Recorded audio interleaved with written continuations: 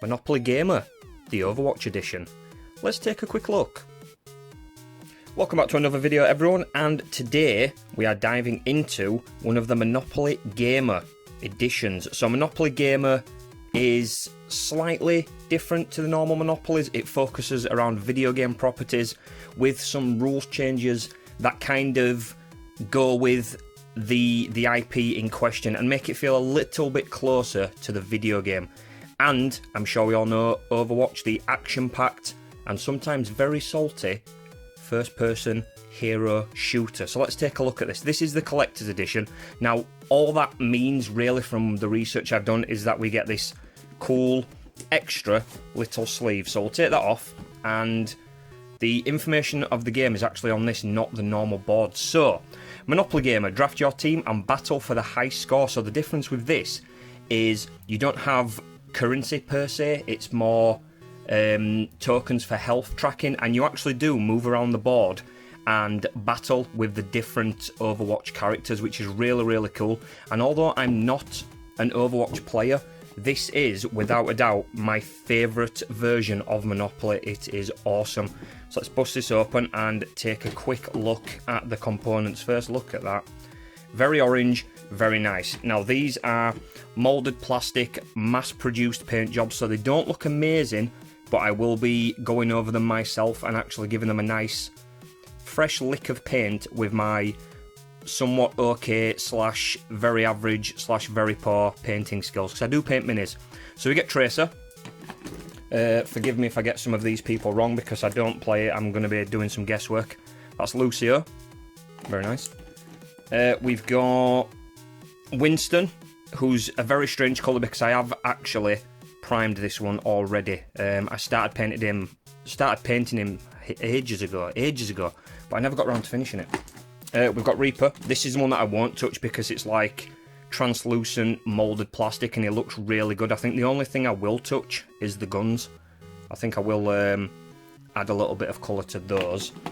We've then got, I think that's Mercy. Yeah, that's Mercy. And the final one is Diva, the mech user. So there's a little Diva figure inside there. You can't really see it, but yeah, that's the nice pink mech. So that's the figures. This is the currency slash health tokens. So the white tokens represent 1 hit point or health point, and the blue represent 5. Now you start with 5 when you begin the game, and you can have a maximum of 25. And the more health you have, the more damage you can take, the less chance of being kicked out of the game. We've got the normal dice, and we've got the special hero dice with the symbols for support, tank and DPS or damage. So you roll these 2 dice at the same time and you can choose in which order to use them. Do you move first? Do you use your ability first? It's kind of it's quite tactile how you want to do it, because you could maybe use this first, damage an opponent, then move, or vice versa. Put those back in, and then we've got a nice pack of cards. Let's bust these open. If I can get into them. There we go. So we've got the standard rules reference. These show what you can do on your turn.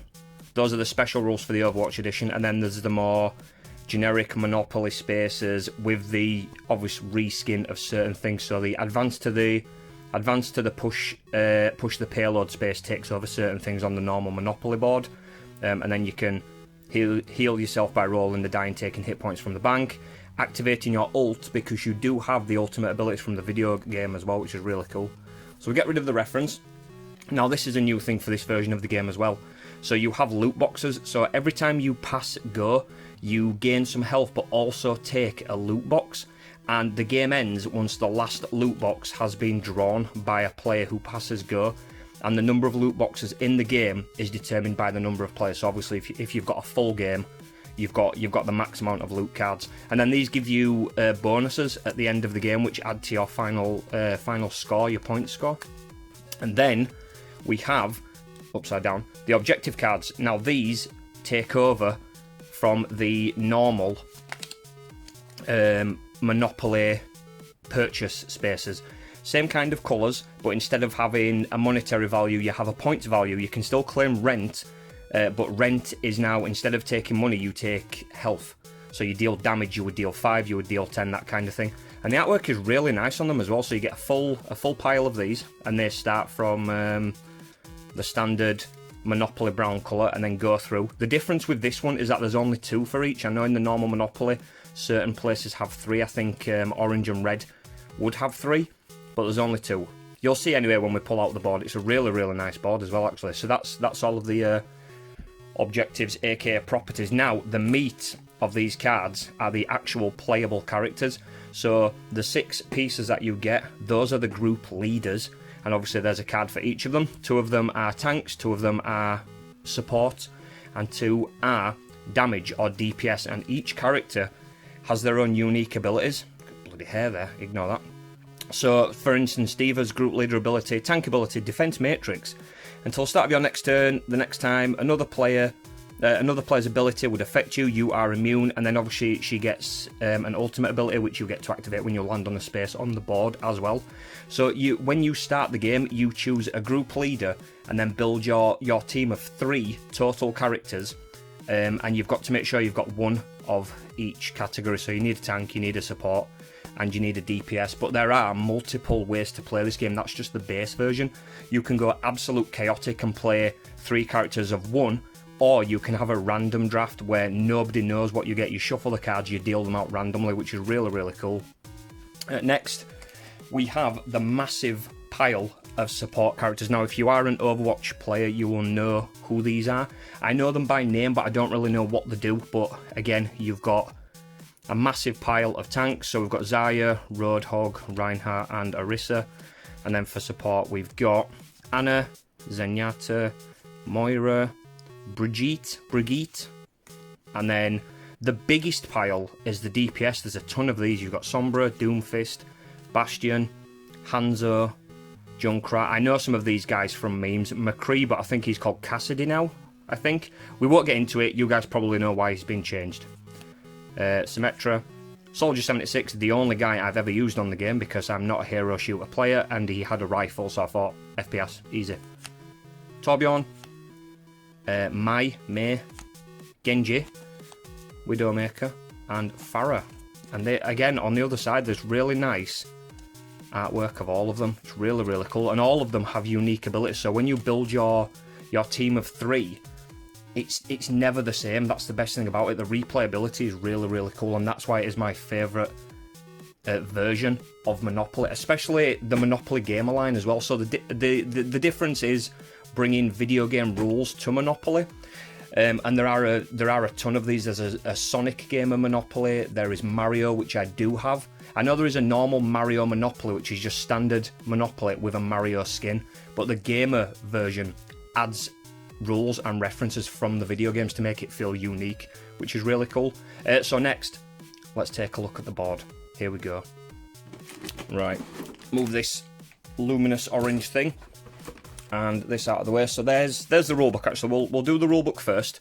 Again, full colour rulebook with information on all characters, how best to play them, different versions of play, and how to tally up your points at the end of the game to determine the winner as well. It is really, really in-depth. I really like it. Board.